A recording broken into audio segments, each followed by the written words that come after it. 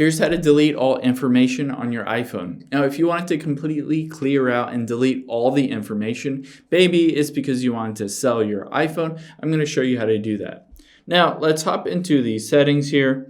And the first thing that we'll do is make sure that all of that information is backed up so that you can access it down the road, all your photos, messages, all that stuff.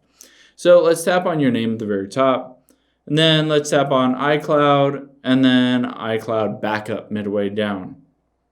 Now here you can see backup now. Just tap that button so that you can back up to the latest version so that basically you can use that information, all of the photos, the messages, the settings, everything on your iPhone you can get back if you ever wanted to basically buy a new phone or restore it onto any other iPhone. Now that you've done that, let's clear out all of this info. So let's go back. Let's tap on General. And then at the very bottom, transfer or reset iPhone. Let's tap on that. And then at the bottom, erase all content and settings. Tap on that. This will walk you through all of the steps that it will take. It will delete all of your apps and all of your data associated with this iPhone.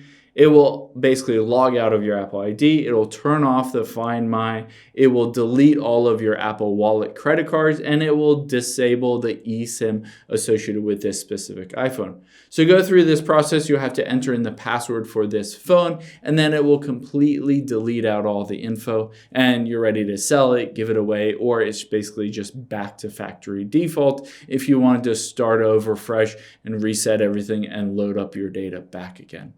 Hope this helps. If you have any questions on that, leave them in the comments down below, and I'll catch you on the next one.